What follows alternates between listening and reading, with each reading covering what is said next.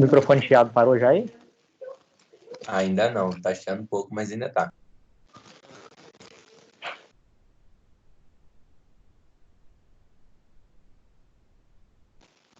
Eu tô vendo aqui, tá todo mundo mudo, então só sou o meu, né? Deixa eu deixar o meu mudo aqui pra ver se melhora aí pra vocês, pra ver se é aqui.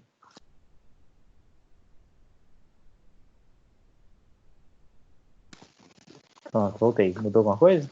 É o seu. Não.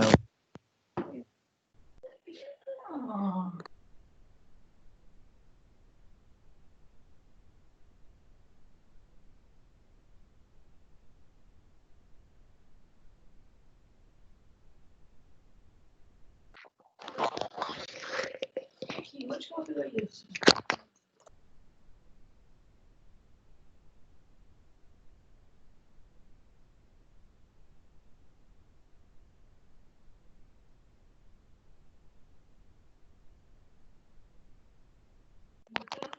Tô vendo aqui se eu resolvo o negócio do microfone que vocês estão falando aí. Tá.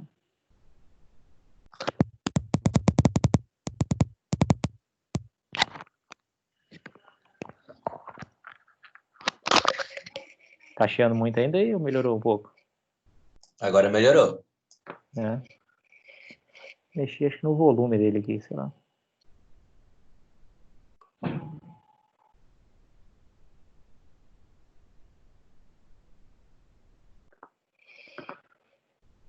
Só que ele abriu um monte de coisa aqui, peraí.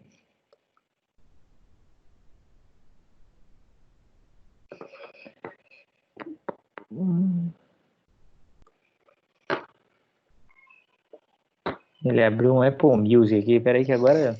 Ah, agora pronto, fechei. Bom, vamos lá então.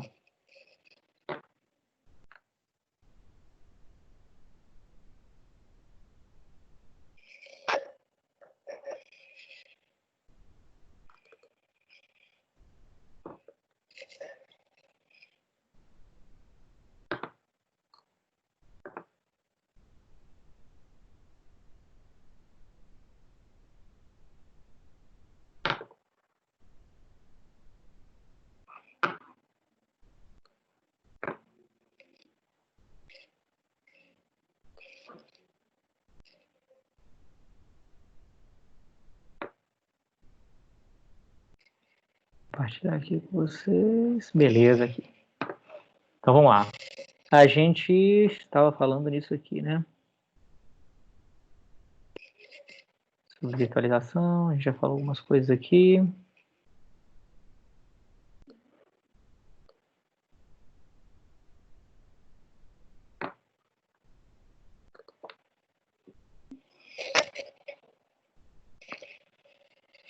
Vamos lá, e pronto. A gente já falou de algumas coisas na aula passada, né? Só para a gente continuar. Já falou sobre virtualização, já falou sobre porquê da virtualização, e a gente falou nos tipos de virtualização, né? Baseado em software, com sistema operacional modificado e sem modificações, e com modificações, né? Virtualização total, para virtualização e assistida por hardware, né? A gente já falou nos três tipos, né? Na primeira de virtualização total, é totalmente baseado em software, lá que é o VirtualBox, aquele padrão original que a gente tinha lá, ou seja, ele virtualizava totalmente tudo. Falei com vocês também que isso tinha um peso um pouco de desempenho, e aí numa segunda geração eles deram uma melhorada nisso, fazendo o sistema operacional que estava rodando dentro da máquina virtual soubesse que ele estava numa máquina virtual, e aí com isso ele acabava tomando algumas atitudes que podiam melhorar o desempenho. E o terceiro passo é que é a virtualização assistida por hardware, no qual eu não precisava ter modificação nenhuma no sistema operacional convidado, mas o hardware agora está me auxiliando. Então a Intel, a AMD criaram instruções, né, que é o Intel VT, a AMD V, que é só para agilizar o processo de virtualização. Né, que é o que a gente tem hoje em dia na maioria dos virtualizadores. E aí o que eu falei com vocês é que o gerenciador de máquinas virtuais também é conhecido como hypervisor. E aí ele pode ser basicamente de dois tipos, né? O hypervisor tipo 1 e tipo 2, que é o que a gente vai falar hoje aí, né? O hypervisor, então, é essa camada de software entre o hardware e os sistemas operacionais, né, para prover interface para o uso do hardware pelas VMs. Então, na verdade, ele é como se fosse o hypervisor, ele é como se fosse não, ele é um gerenciador de máquinas virtuais. Ele é o programinha responsável por gerenciar a máquina virtual. O VirtualBox é um hypervisor, o VMware, os vários produtos da VMware são hypervisors, o Hyper-V da Microsoft é um hypervisor, o Zen da Citrix é um hypervisor. São todos esses caras aí são hypervisors. Tem o Parallels, que é um outro, também um hypervisor. E eles podem ser de dois tipos, o hypervisor tipo 1 e o hypervisor tipo 2. Né? O hypervisor tipo 1, ele é também conhecido como bare metal. Vocês já ouviram esse termo, bare metal? Bare metal quer dizer que está direto no metal, direto no hardware. Ou seja, não tem nada... o bare metal é o hardware mesmo. Ele está rodando direto no hardware sem nenhuma camada embaixo. Né? O sistema operacional é um sistema operacional... Qualquer sistema operacional, né, o Windows, Linux e tal, ele é bare metal porque ele roda direto na máquina também. E o hypervisor tipo 1 é o que roda direto na máquina. No fundo, o hypervisor tipo 1 ele é um sistema operacional. Ele é um sistema operacional que foi modificado e que foi adaptado para gerenciar máquinas virtuais. Então ele funciona de uma forma bastante otimizada para o gerenciamento de máquinas virtuais.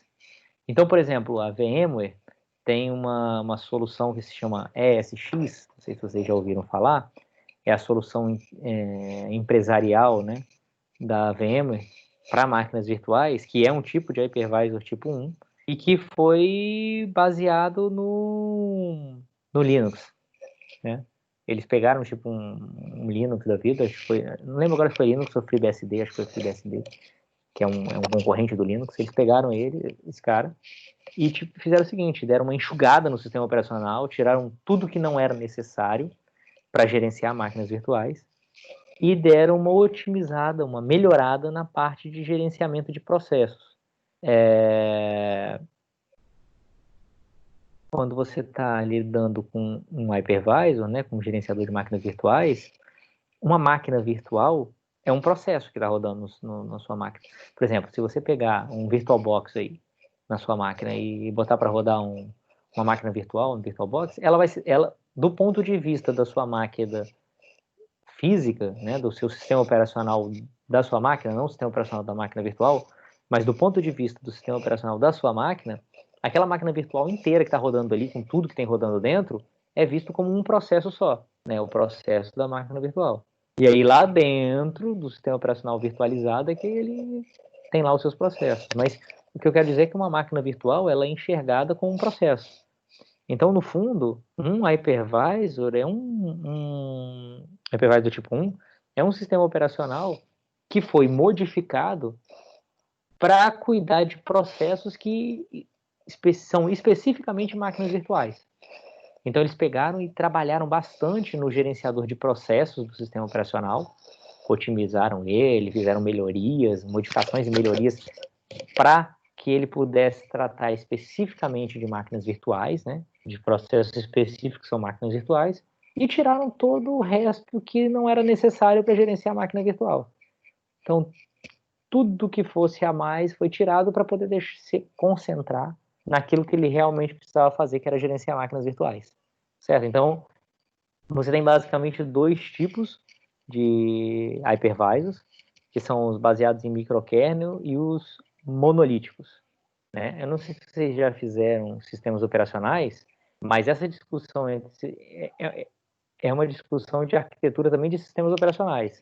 Sistemas operacionais monolíticos e sistemas operacionais baseados em microkernel. Né? Tem até uma discussão famosa aí, dos anos, deixa eu lembrar de que anos, anos 80, não, anos 90, né? Linux é anos 90.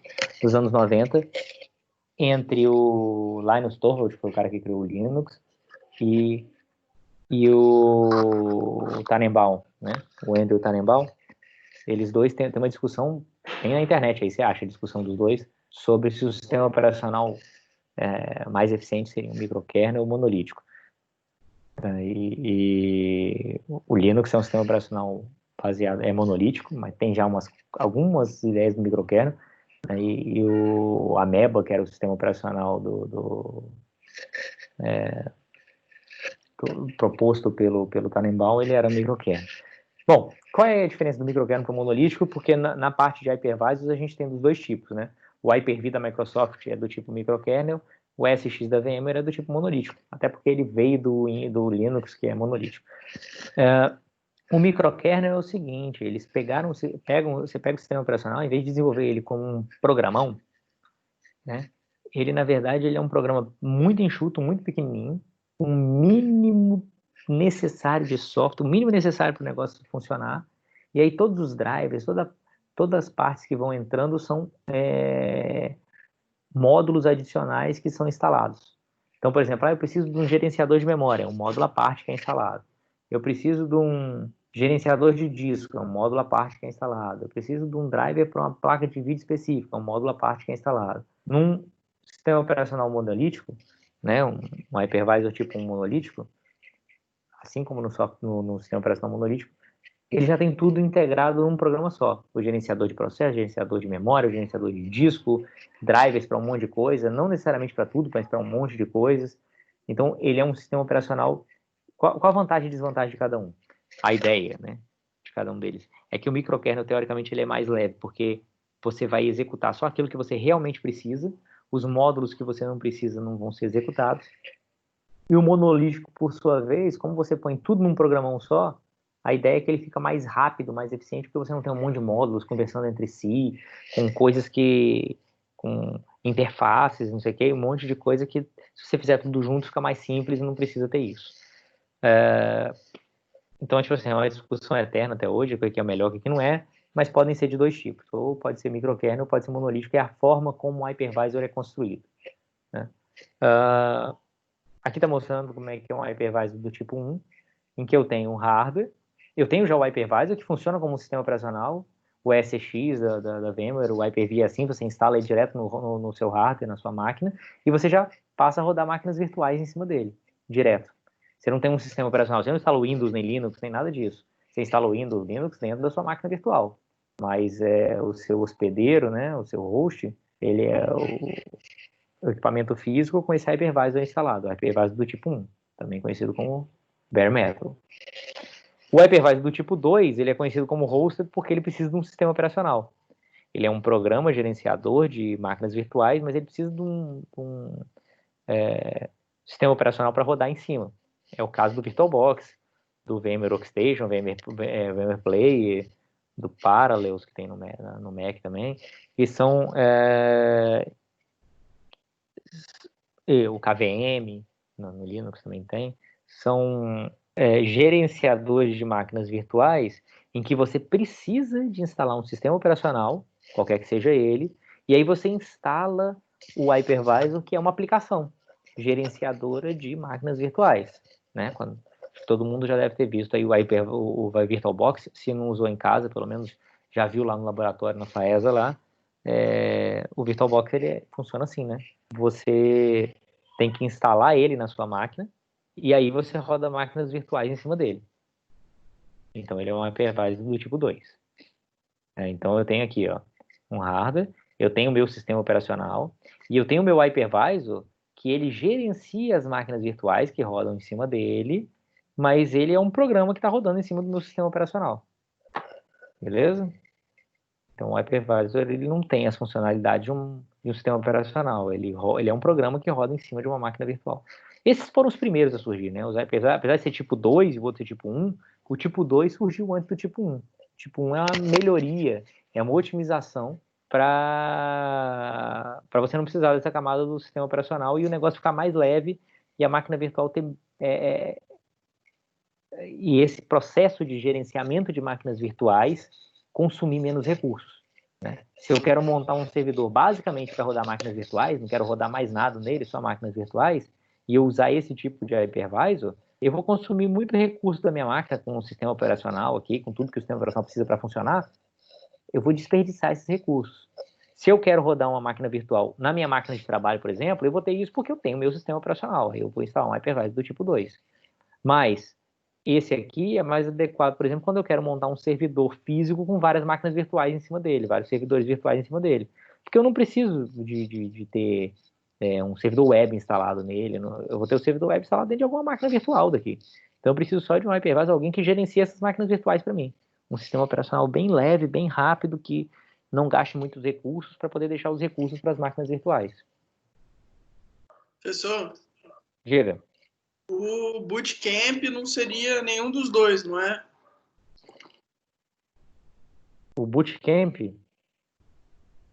tá falando Isso. que se Bootcamp é todo computador da Apple tem um Bootcamp. Então, por exemplo, se você quiser instalar um Windows, você consegue instalar. Aí, na hora que você reinicia o seu computador, toda vez que você liga ele, você pode escolher entre acessar Mac ou Windows, ou, sei lá, instalar um Linux.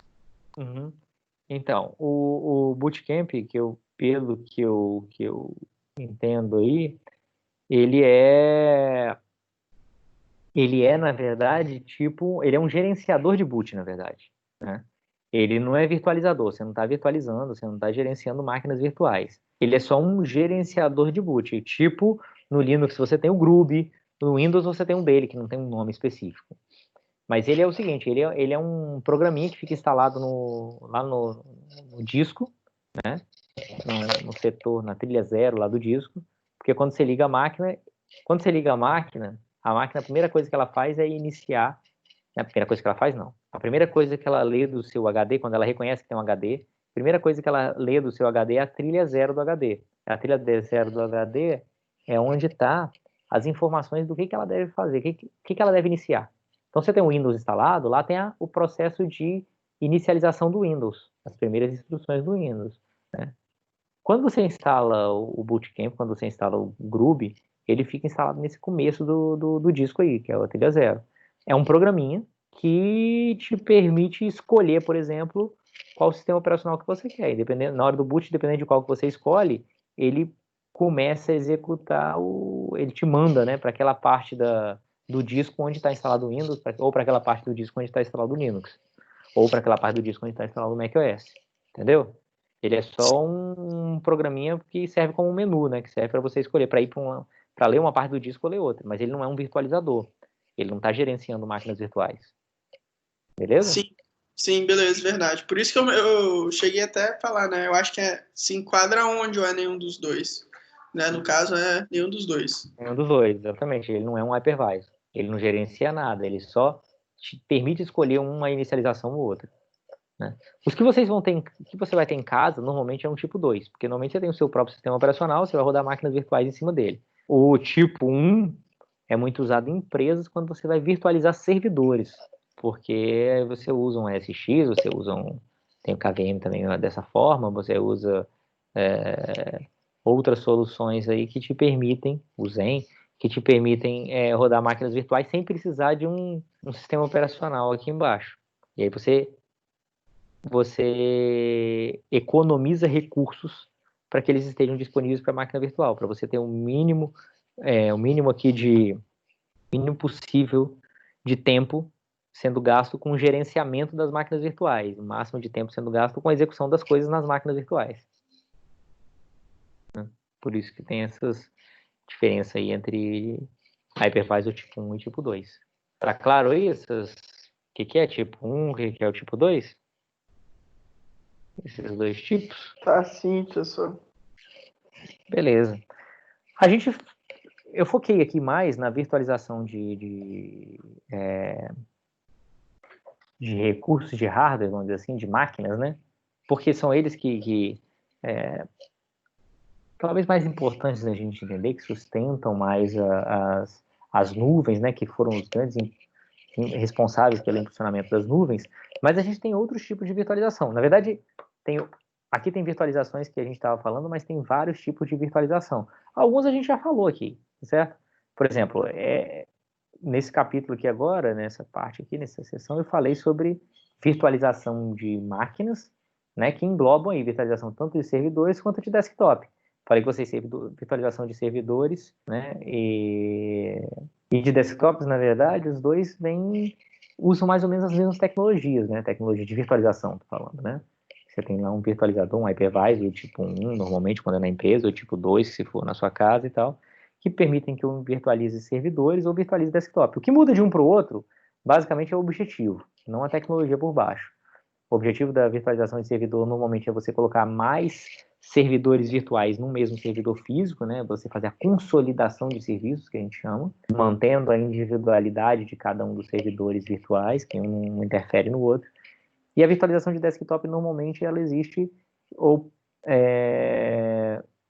para você permitir que as pessoas acessem um desktop virtual em algum lugar, que muitas vezes vai ter mais recursos do que o desktop físico, no qual você está acessando aquele desktop virtual, né, e te permite rodar uma série de coisas. E permite que os desktops dos seus funcionários, por exemplo, sejam armazenados em servidores dentro de um data center, com todas as garantias de um data center, e o cara só faça um acesso remoto exportando telas, por exemplo, né, usando várias tecnologias que existem, né, tipo, até o RDP lá, que é o, não sei se já viram no Windows, o MSTSC, né, para você acessar remotamente uma máquina, ou VNC, ou várias tecnologias que existem aí. Então a ideia é que você possa ter muitas empresas estão partindo para isso. Você ter desktops virtuais nos servidores e na máquina que o cara trabalha, na máquina de trabalho dele, ele tem uma máquina simplesinha, mais simples possível. Às vezes até um thin client, que é um terminalzinho bem simples, que não roda nada, só roda o software mínimo necessário para o cara acessar o desktop virtual dele que está lá no servidor, né? Vantagens disso é que você tem uma máquina muito simplesinha, se ela quebrar, você vai lá e troca para outra e não precisa reinstalar nada, porque está tudo instalado no desktop virtual do cara lá no servidor. Então você agiliza uma série de coisas aí no dia a dia. Fora que o servidor, o desktop do cara está no data center, que você pode ter todo um esquema de backup, de garantia maior de fornecimento de energia e tal. Mas as tecnologias são parecidas aqui. Virtualização de aplicação é um pouco o que a gente já falou lá quando a gente estava falando em nuvem, o que a gente falou como software como serviço, né? O software como serviço é uma virtualização de aplicação, tá? Até aqui no íconezinho, aqui os caras colocaram o YouTube como exemplo, né? É uma aplicação que está virtualizada porque você não precisa de uma máquina para rodar, ela está na nuvem em algum lugar, você simplesmente vai rodar ela sem se preocupar onde que ela está rodando, né? Porque ela é virtual para você, vamos dizer assim, né? Você não precisa instalar a aplicação para poder executar. Mas a gente ainda tem dois tipos aqui de virtualização que eu não falei com vocês, posso falar rapidamente aqui, né? Não é tanto o foco nosso aqui, que é a virtualização de rede e a virtualização de storage, virtualização de armazenamento, né? A virtualização de rede a gente tem virtualização de rede desde a década de 70. Você tem conceitos de virtualização de rede e até conceitos mais atuais de virtualização de rede. Então, a gente pode dividir a virtualização de rede em duas partes, vamos dizer assim. Uma parte, vamos dizer assim, dos conceitos mais antigos, eu vou dizer dessa forma, conceitos mais antigos e conceitos mais recentes. Dentro dos conceitos mais antigos, o que eu tenho aqui em virtualização de rede, basicamente? Algumas coisas que vocês já viram, provavelmente, em outras disciplinas, né? Imagino. Mas uma delas, por exemplo, são LANs virtuais, VLAN. Já ouviram falar em VLAN? Ou LANs virtuais? Esse é um tipo de virtualização de rede, né? É um conceito que existe desde a década de 70. Por aí, desde a década de 70. O que são VLANs? Seguinte, o que é uma LAN, né? Uma rede de área local. Quando você pega um switch, liga várias máquinas nele, e aí essas máquinas podem conversar entre si. Essas máquinas estão numa mesma LAN, numa mesma rede local. Então, no laboratório lá da FAES, por exemplo, cada laboratório tem um switch lá com todas as máquinas do laboratório ligadas no switch. Então, uma máquina consegue acessar a outra. Uma máquina consegue mandar dados para outra, receber dados da outra. Então, essas máquinas estão dentro de uma mesma rede local. Tá certo? Às vezes, eu quero, por exemplo, colocar num laboratório, numa FAESA, por exemplo, eu quero chamar lá, o laboratório 1 é uma rede local, o laboratório 2 é outra rede local, porque eu quero que as máquinas do laboratório 1 acessem o conteúdo uma das outras, mas eu quero que a máquina 2 acesse o conteúdo uma das outras, elas se comunicam entre si, mas eu não quero que as máquinas do laboratório 1 se comuniquem com as máquinas do laboratório 2. Quando eu não quero isso, eu tenho que botar as máquinas laboratório 1 numa rede local, as máquinas laboratório 2 numa outra rede local. Quando é o esquema igual ao laboratório que eu estou falando com vocês, é bem tranquilo, porque eu coloco um switch para o laboratório 1, um switch para o laboratório 2. Pronto. Na hora que eu ligo os dois switches no roteador, eu coloco uma regra no roteador dizendo que um não pode se comunicar com o outro diretamente. Pronto. Eles estão isolados entre si. O problema é quando eu estou querendo criar redes locais, como eu falei com vocês no laboratório da FAESA, mas eu quero criar duas redes para máquinas que não estão separadas da forma como os laboratórios estão. Porque nos laboratórios, elas estão segregadas fisicamente mesmo. As máquinas do laboratório 1 estão dentro do laboratório 1. As máquinas do laboratório 2 estão dentro do laboratório 2. Agora, imagina uma empresa em que funcione, sei lá, em 2 andares, em que eu quero dividir a rede local da contabilidade, eu quero separar da rede local do administrativo. Na contabilidade tem as máquinas que têm acesso às planilhas de custos e de não sei o que eu quero só o pessoal da contabilidade acesse. O resto administrativo da empresa eu não quero que acesse isso, não. Então eu vou criar uma rede local para a contabilidade e uma rede local para o resto do administrativo. Beleza, só que eu tenho 2 andares, uma empresa de 2 andares, eu tenho gente que da contabilidade no andar de baixo, gente no andar de cima, gente numa sala, gente na outra. As pessoas estão meio misturadas. Apesar de ser contabilidade, aqui não necessariamente está todo mundo junto ali numa salinha e tal. Então, às vezes, o cara vai lá e coloca um switch no andar de baixo, um switch no andar de cima, que atende todo mundo, vamos dizer. Beleza, mas eu não tenho como... Eu teria que fazer o quê? Eu teria que botar 2 switches embaixo, 2 switches em cima, porque 2 switches embaixo, um para contabilidade, um para administrativo, para o resto do administrativo. No andar de cima, um para contabilidade, um para o resto do administrativo, para que um não acesse o outro. Às vezes é um desperdício de switch, eu vou botar muito switch à toa. Então, às vezes, melhor do que isso, eu colocar um switch no andar de baixo, um switch no andar de cima, ligo todo mundo, e aí eu consigo virtualizar as redes, eu consigo criar uma VLAN. Eu consigo dizer o seguinte, olha, as portas 1, 2, 3 e 10 desse switch aqui fazem parte da VLAN 1. As portas 4, 5, 6, 7, 8, 9 fazem parte da VLAN 2. E no andar de cima, as portas 1, 2, 9, 10, 11 e 12 fazem parte da VLAN 1. E as portas 3, 4, 5, 6, 7 e 8, sei lá, fazem parte da VLAN 2. E aí eu ligo os switches um no outro, e aí, apesar de eu ter 2 switches, eu tenho as portas, a porta 1, 2, 3, eu nem lembro os números que eu falei agora, as portas 1, 2, 3, 4 e 10 do switch de baixo, ligados na mesma VLAN, ou seja, se comunicam com as portas 1, 2, 9, 10, 11 e 12 do switch de cima. Então, eles são fisicamente switches separados, mas é como se estivessem no mesmo switch.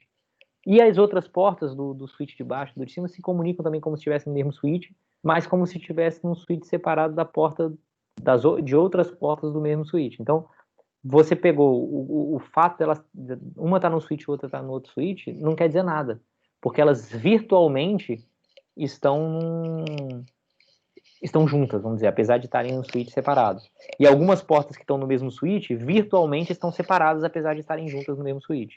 Você consegue configurar isso no switch. Isso é o que a gente chama de VLAN. É uma forma de virtualização de rede. Diga. Tem algum ponto ruim nisso, numa virtualização, de, por exemplo, de uma VLAN, do que Não. fazer, tipo assim, em 2 switches ou 4 switches, né, Não. em vários switches? Não, isso não tem desvantagem nenhuma. Isso só tem vantagem de você Usar menos recurso, menos material, né? Exatamente. A única desvantagem Só usar que um tem, programinha. você pode dizer, é que... Não, programinha não. Você tem que ter um switch que suporte VLANs, né? E, assim, o que não é absurdamente caro, não. A única desvantagem que você pode dizer é o seguinte, configurar isso é mais chato um pouco do que eu simplesmente pegar 2 switches e sair ligando fisicamente. É a única desvantagem, mas, assim, não tem nenhuma desvantagem, não. É só vantagem. Por exemplo, é o que todo mundo usa nas empresas por aí, na verdade. Em caso de, sei lá, algum hacker, alguma invasão, não faz nenhuma diferença, não? Não. Beleza, valeu. Isso é um tipo de virtualização de rede, mas é um dos tipos de virtualização de rede. Você já deve ter ouvido, por exemplo, sobre VPNs. VPN é um outro tipo de virtualização de rede. É uma rede privada virtual. né? O nome já fala, Virtual Private Network. É você, né, tá muito comum hoje em dia na quarentena aí, em várias empresas. É você ter da sua casa, você cria uma VPN com a sua empresa e você trabalha daqui como se o seu computador estivesse na rede interna da sua empresa. Tem todo um lance de criptografia e certificados e tal para que permitir que isso seja possível, né? É como se você tivesse um canal, uma linha dedicada, né? A gente está falando em acesso dedicado, como se tivesse um acesso dedicado, um canal dedicado ligando a sua máquina à sua empresa, quando na verdade você não tem. Você está passando pela rede pública, pela internet, mas você está virtualizando, né? Por que você está virtualizando? Você está virtualizando um canal dedicado onde não existe um canal dedicado, onde a rede é pública, então, que é a internet. Você faz isso com a criptografia. Os dados que saem da minha máquina na minha casa vão criptografados até a empresa, chega lá, eles são descriptografados, e aí você cria um canal transparente que eu consigo mandar imprimir na impressora lá da empresa, eu consigo ver dados que estão no file da empresa que só quem está lá dentro vê, porque eu estou numa VPN, estou ligado numa rede privada virtual com a minha empresa, né?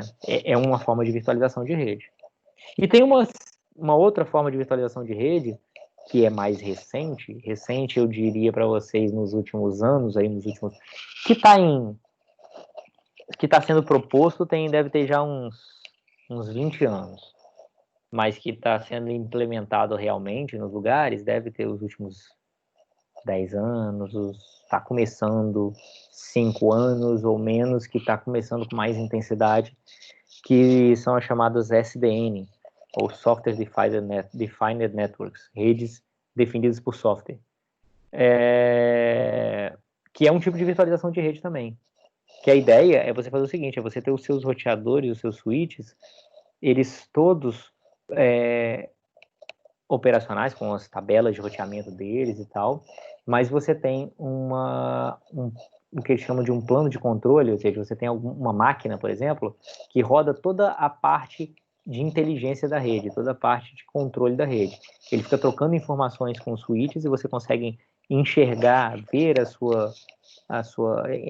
administrar, vamos dizer assim, toda a sua rede através dessa máquina, e você consegue simular não, você consegue implementar vários comportamentos na sua rede sem precisar ir na máquina física lá. Então você pega aqui na minha software defined network, eu digo, eu quero que esse switch se ligue com esse, eu quero que aqui eu crie uma rede independente separada daquela ali, não sei o que e tal, aplica, ele vai lá e sai o software defined network, é porque eu defini aqui, vamos dizer, quase que num dashboard aqui, como que tem que ser minha rede, mando implementar isso e ele vai saindo configurando todos os switches, como que eles têm que ser configurados para que aquilo ali aconteça.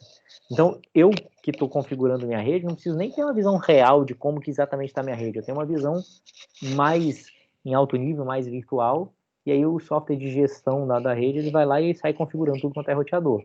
Claro que os roteadores têm que ser compatíveis, tem que ter interfaces definidas de comunicação, não sei o que tal, que normalmente utilizam um protocolo famoso para isso, que é o OpenFlow, mas é uma forma de virtualização de rede. As redes os equipamentos físicos continuam lá, né? Do mesmo jeito que máquinas virtuais. Só que o que é virtual agora é a forma como eu gerencio a rede, a forma como eu enxergo a rede que eu estou gerenciando. Eu consigo mudar configurações, não, agora eu quero que esse tráfego passe por aqui, agora eu quero que esse tipo de tráfego passe por ali. E eu faço isso sem precisar entrar de máquina em máquina. Então, o problema é porque quando você tem redes muito complexas, em data centers muito grandes, muitas vezes é um parto você sair criando regras nos vários roteadores. E se você tiver que mudar alguma dessas regras, normalmente as regras você vai criando à medida que o data center vai aumentando. E aí você vai criando. Daqui a pouco, se você tiver que mudar uma regra, uma coisa lá, é um trabalho danado. Uma coisa que você muda num roteador vai impactar no outro, que impacta no outro, que impacta no outro, que impacta no outro. Então é uma complicação danada mudar regras. Então a ideia do Software Defined Network é que você tenha uma visão mais genérica, mais ampla aqui, que você consiga fazer um gerenciamento, até com mais detalhes se quiser, mas também mais amplo, e ele automaticamente sai configurando as máquinas, né, as máquinas, por exemplo, os roteadores, os switches, para atender a arquitetura de rede que você pensou, que você quer aplicar no seu data center. É um negócio que está muito ainda... Tem muito para evoluir ainda, mas já evoluiu muito, já tem muita coisa sendo feita assim. Isso é o de virtualização de rede. E tem a chamada virtualização de storage, virtualização de armazenamento. Na virtualização de storage, você tem algumas soluções para isso. Não sei se vocês já ouviram falar em OpenStack. O OpenStack é uma solução de virtualização de um monte de coisa, na verdade. Ele é um gerenciador de máquinas virtuais, é um gerenciador de redes virtuais, e ele é um gerenciador de storage virtual também. A nuvem, ela trabalha muito com tudo isso, com todas essas virtualizações que a gente está falando aqui, de servidor, de desktop, de rede e de storage. Quando você cria máquinas virtuais em qualquer nuvem dessas, criei máquinas virtuais lá. Criei 5 máquinas virtuais. Eu consigo criar as máquinas virtuais, então para isso eu vou usar aqui ou virtualização de desktop ou servidor, depende se eu estou criando servidores ou desktops virtuais. Criei essas máquinas virtuais lá e eu posso criar redes virtuais, eu posso criar a rede 1 e a rede 2 e dizer que as máquinas A, B e C estão na rede 1, as máquinas C, D e E estão na rede 2. As máquinas A, B e C vão comunicar entre si, as C, D e E não vão se comunicar entre si. Isso é uma forma de virtualização de rede também, você está virtualizando a rede ali. Você está criando uma rede que não é uma rede física exatamente, mas uma rede virtual que no final vai se configurar lá na rede física, mas uma rede, é um conceito de rede virtual, assim, você está dizendo quais máquinas conversam com quais máquinas que não conversam com quais, todas baseadas numa configuração de software. E a virtualização de storage é porque você fala o seguinte, eu quero armazenar esse dado aqui eu quero armazenar numa área de disco qualquer no storage meu. Então, às vezes eu tenho... Isso é o storage normal, NAS ou SAN que a gente viu, né? Mas a questão é que, às vezes, também nos data centers grandes, você começa a ter vários servidores de storage, né? Vários servidores de NAS, vários servidores de SAN. E aí, quando você tem algum software de virtualização dos storages, é porque aí eu posso dizer o seguinte, eu quero um espaço em disco aqui para armazenar, eu quero um espaço em NAS. E aí ele cuida de achar o lugar em qual NAS que ele vai armazenar, se eu tiver vários servidores NAS. Eu quero uma área de disco aqui SAN. Ele cuida de botar em algum lugar aí para você que você não precisa se preocupar tanto. Então ele está virtualizando os vários servidores, como você vê, como se fosse um servidorzão de storage só, quando na verdade você tem vários físicos, né? Então tudo tem a ver com aplicações de gerenciamento dos storages, vamos dizer assim, né, que fazem virtualização de storage. O próprio conceito de storage NAS e SAN é um conceito já de virtualização de armazenamento, né? O SAN, por exemplo, eu crio um disco que não é um disco real, é um disco virtual, que eu finjo que está dentro da máquina, mas na verdade está sendo armazenado remotamente. Isso já é um tipo de virtualização. Então, quando eu falo em virtualização de storage, virtualização de rede, eu tenho várias coisas que eu posso pensar que atendem a isso, ao que é virtualização de rede e virtualização de storage, né? Bom, isso é só para dar uma pincelada nos outros tipos de virtualização. Cada um desses aqui dá para entrar muito a fundo, mas se a gente for entrar a fundo em virtualização de rede, por exemplo, talvez... Por que eu não entro aqui a fundo nisso nem nisso? Porque a gente precisa ter... Nesse aqui a gente falou já alguma coisa de storage, não tem tanto assim, mas isso aqui teria muito para entrar, um mundo para entrar, mas se a gente entrasse muito nisso aqui, aí a gente precisa ter alguns conceitos de redes bem claros, para a gente entrar em Software Defined Network, por exemplo, é um mundo à parte que a gente tem que conhecer muita coisa de redes no nível muito maior do que a gente vê até na disciplina de redes aqui, né? Então, não faz muito sentido, a gente precisa de muito conhecimento prévio para poder entender as coisas que a gente, ou vocês não têm, ou então a gente teria muito tempo para poder a gente chegar no nível que a gente precisaria aqui, né? Normalmente é uma coisa mais em pós-graduação que a gente vê. Ou então em alguns cursos aí de preparação para certificações e tal, que às vezes cobrem alguma coisa aqui de redes virtuais, é uma coisa muito mais específica, vamos dizer assim, de rede definida por software, né? Tá claro, mais ou menos, pelo menos, os conceitos aí de virtualização?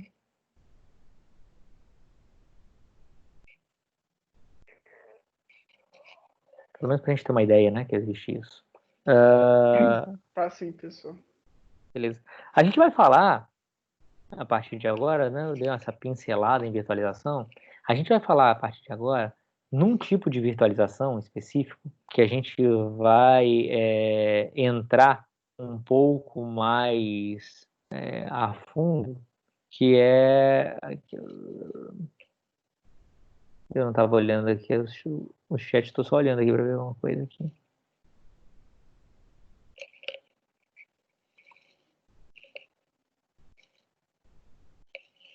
Tô vendo os comentários do Abrantes aqui falando que as coisas vão e voltam. É isso mesmo. Tem Alburga acessando mainframe, depois foi tudo para o desktop, depois voltou tudo agora para os servidores mesmo. Todo mundo acessando de longe.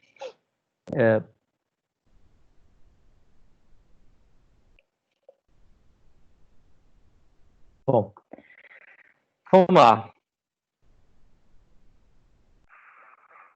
Matheus Vieira levantou a mão aí. O que foi que você levantou a mão aí, Matheus?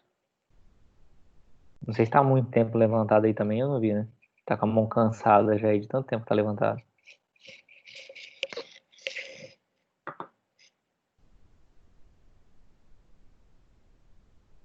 Então você pode apertar aí que ele tira a mão. O cara deve ter ficado cansado com a mão levantada aí.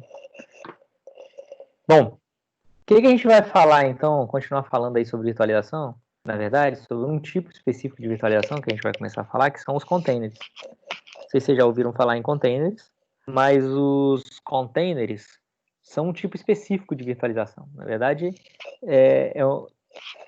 eu tenho um pouco de relutância de dizer que isso é uma evolução da virtualização, porque quando a gente fala em evolução, parece que é melhor e é para jogar fora o que a gente tinha antes, porque agora você evoluiu, né?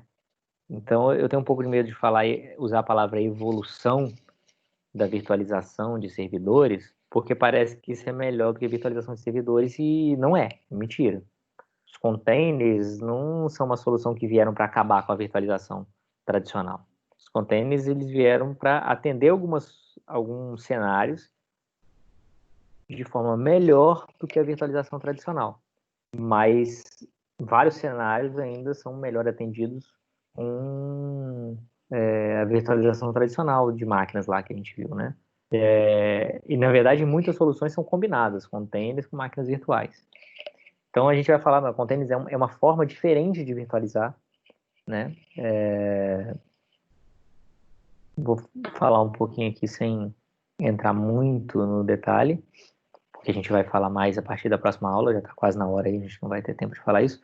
Mas a ideia é basicamente uma ideia muito parecida com as máquinas virtuais, né? Ou seja, que é isolar aplicações e suas dependências numa unidade autocontida que pode rodar em qualquer lugar. Isso eu poderia dizer para vocês, vocês poderiam dizer isso é a definição de máquina virtual. O que é a máquina virtual? Para que eu crio um servidor virtual, por exemplo? Para poder botar uma aplicação dentro dele, né, e poder colocar várias aplicações em várias máquinas virtuais dentro de um mesmo servidor físico. E aí eu consolidar tudo num servidor físico, mantendo o isolamento entre as aplicações, né, entre as máquinas virtuais e, consequentemente, entre as aplicações. Então, se eu tenho uma máquina virtual que é um servidor DHCP, tem uma máquina virtual que é um servidor DNS, e as duas estão rodando, cada uma numa máquina virtual, mas as duas no mesmo servidor físico, se eu tiver um problema na máquina virtual lá de DNS, isso não vai afetar o meu serviço de DHCP. Se tivessem as duas, o servidor de DHCP e o servidor de DNS instalados no mesmo servidor, seja ele físico ou virtual, dependendo do problema que eu tiver no meu servidor de DNS, isso pode afetar o meu DHCP, porque pode travar a máquina como um todo, né? Então, a ideia das máquinas virtuais é você poder consolidar várias máquinas virtuais numa máquina física, mas mantendo um isolamento entre essas máquinas, né? Que se uma der problema, a outra continua funcionando. O container tem o mesmo objetivo, isolar as aplicações e dependências numa unidade em que tudo que você precisa está ali, naquele container, né? É o container aqui, né? A figurinha anterior aqui mostra bem isso aqui do container, isso aqui, ó, os containers. Então, tudo que você precisa está ali dentro, e podendo rodar em qualquer lugar, né? E você poder consolidar várias aplicações também numa máquina física só. Então, nesse ponto, é muito parecido com a máquina virtual. Também posso compartilhar os recursos de hardware, né? Um hardware só. Mas isso é com uma grande diferença arquitetural. Tem uma grande diferença de arquitetura em relação à virtualização tradicional, né? que é o que a gente vai falar basicamente na próxima aula. Tem uma figurinha, só para fazer um spoiler, tem uma figurinha que explica exatamente isso, que é essa figurinha que quem forneceu gentilmente para a gente foi a Docker. A Docker é um dos maiores fornecedores de containers da atualidade. Existem containers que não são Docker, mas são os responsáveis pela difusão dos containers. A gente é uma empresa, né? A gente vai falar sobre o Docker, sobre os containers e sobre o Docker, né? Então essa figurinha aqui, para mim, é uma figurinha que a gente vai explicar na próxima aula, que explica muito. Se você olhar aqui, eu tenho um hypervisor, que pode ter um sistema operacional ou não embaixo dele, e aí eu tenho, cada máquina virtual tem o seu sistema operacional, com suas bibliotecas, com suas aplicações. Aqui no Docker, nos containers, cada container tem só as bibliotecas com as aplicações, não tem um sistema operacional aqui dentro. Por quê? Na próxima aula a gente vai entrar nos detalhes disso aí, tá certo? Mas a ideia do container vem exatamente aqui do container no navio, né? Que não importa o que eu estou carregando aqui dentro, o navio enxerga aquilo como um container. Então não importa se aqui dentro desse container aqui tem um carro, dentro desse aqui tem 3 motos, dentro desse aqui tem um sofá e uma cadeira e uma mesa, dentro desse aqui tem um monte de imigrante legal, dentro desse aqui é refrigerado, então tem carne, dentro desse outro aqui, sei lá, tô mandando caixas de fósforo. Eu posso no mesmo navio estar mandando caixa de fósforo, tá mandando carne congelada, mandar carro, mandar um monte de moto, mandar uma mudança de alguém que tem sofá, mesa, mandar um monte de imigrante legal. Não importa o que eu estou mandando. Do ponto de vista do navio, é tudo container. Do ponto de vista do navio, é tudo a mesma coisa, ele empilha do mesmo jeito. Os equipamentos que ele precisa poder carregar e descarregar o navio são os mesmos. É um guindastezinho que vai pegar um container, jogar para lá e para cá. Não importa o que tem dentro do container. Tá certo? Estabelecendo um mínimo de regras lá do peso máximo que o container pode ter, ele vai carregar um container. Então, a grande sacada do container, isso não foi sempre assim. A grande sacada do container para a maré mercante aí, né, foi você poder botar dentro do navio o que você quiser, misturado, inclusive, porque você vai lá e coloca dentro do container e vai carregando o navio de containers. Antes disso, e antes de... O container não existe desde que os navios existem, né? Antes disso, o cara queria transportar carro de um lado para o outro, ele tinha que ter um pátio aqui dentro do navio. É um navio que praticamente ia transportar carro. Porque ele não ia botar um monte de carro e do lado do carro botar um monte de carne. Não ia ter jeito. Ele tinha que pegar os porões e botar refrigeradores com carne dentro para poder mandar para um lado para o outro. Aqui não. Aqui o container tem um sistema de refrigeração. Então, cada container tem suas particularidades, mas do ponto de vista do cara que está levando o navio, do cara que carregou o navio, é tudo container. Então, o container tem um nome meio por causa disso mesmo, porque é uma caixa preta. Ali dentro você vai ter rodando o que você quiser, mas do ponto de vista de quem está gerenciando o container, é tudo container. Tá? Eu deixei não muito claro, meio obscuro, até porque na próxima aula a gente vai ver isso com cuidado. Tá certo? A gente vai falar com cuidado sobre containers, conceitualmente, e a gente vai começar a falar, na próxima aula a gente vai falar conceitualmente, depois a gente vai começar a falar para um caso específico, que é o Docker, certo? E a gente vai falar sobre um pouco de criação de containers. Aí eu vou falar aqui, vou criar containers, vou mostrar para vocês containers sendo criados, né, gerenciado e tal, porque aí o terceiro trabalho nosso, o trabalho que vai valer pela terceira nota, né, pela nota C3, vai ser de containers. Então a gente vai criar containers aí e criar um ambiente baseado em containers. Então a gente vai ver o troço funcionando aí. Beleza? A partir da próxima aula. Eu vou adiar para vocês lá que vocês me pediram o prazo de entrega do trabalho, porque tem um pessoal que está com dificuldades aí de mandar o vídeo para o YouTube, porque está lento. É meio lento mandar aí. Nesses tempos agora de quarentena, a internet tem andado mais lenta e mais oscilando mais mesmo. Então eu vou dar mais uns dias aí para vocês fazerem. Beleza? Não, nada demais não, mas uns dias a mais para vocês conseguirem ter os vídeos lá. Mas eu continuo dizendo que é porque vocês deixaram para a última hora, né? Que eu pedi tanto para vocês não deixarem, porque vocês podiam ter alguns dias para poder mandar esse negócio pro YouTube aí. Mas vou quebrar o galho de vocês dessa vez.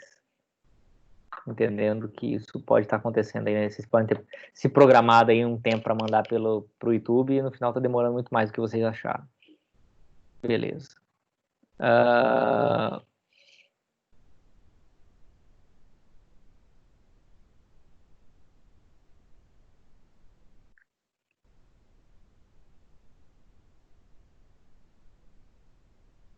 Vou fazer uma chamadinha aqui rapidinho.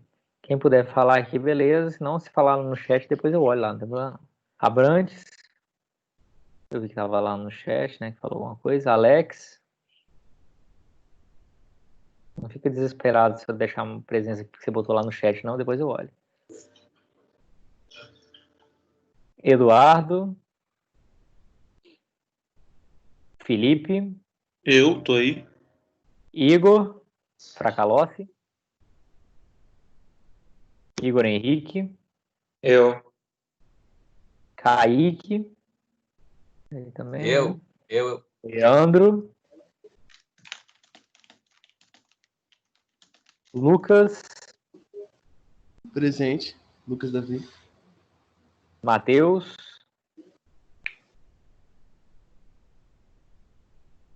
Não é Matheus Martinelli, desculpa. Matheus Vieira.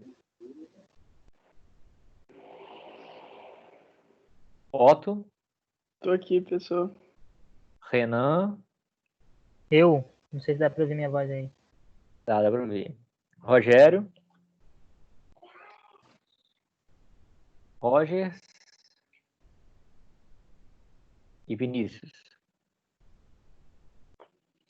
Deixa eu dar só uma olhadinha aqui.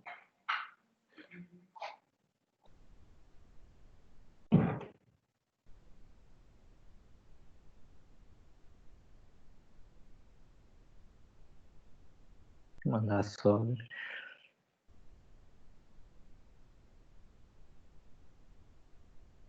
Então, o Abrante tá falando que, na verdade, a gente vai falar na próxima aula. Na verdade, o fato de se um container usa uma porta, o outro não pode usar a mesma porta, é mais ou menos. Eles podem usar a mesma porta, eles não podem usar a mesma porta do servidor físico. A gente vai falar nisso. Da mesma forma como se um container já está ocupando um espaço no navio, o outro não pode ocupar o mesmo espaço, certo? Você não pode pegar... Se eu já tenho na camada de baixo um container, eu não posso falar assim, eu queria botar esse container na camada de baixo. Não, ele vai ficar em cima de outro, porque os containers já ocuparam a camada de baixo inteira. Então, você tem limitações por causa do que você tem disponível de recurso na máquina física, né? Então, a gente vai falar isso depois, na próxima aula, quando a gente falar em containers, começar a falar em containers, a gente vai ver que acontece isso. Você perguntou aí, Abrante, se você não recebeu o link, eu não sei, deve estar lá no envio lá de trabalhos e eu suponho que sim, eu não olhei ainda quem já mandou, quem não mandou. Deixa eu ver aqui nas presenças ainda aqui, então, só para a gente fechar isso. Leandro, Igor Fracalós, Leandro e Matheus Vieira. Aqui. Igor Fracalós, Leandro e Matheus Vieira. Acho que o Rogers falou ali também que estava.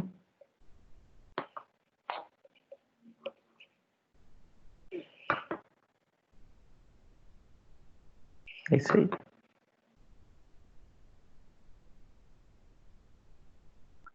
Beleza, então, pessoal. Acho que agora tá Professor? certo aqui, né? Oi. É o Kaique. Eu consegui um cartão de crédito aqui de um amigo meu e deu certo. Aí, beleza. Isso que é amigo, hein? Porra, o cara emprestou o cartão de crédito. Ele não mandou o número da conta com a senha também, não? Não, ele mandou aqueles print de cartão virtual, não tem? Aham. Tem que você faz o dia e ele me emprestou aqui.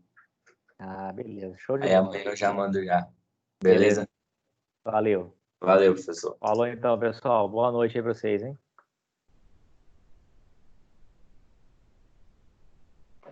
Falou, pessoal. Boa noite. Boa noite.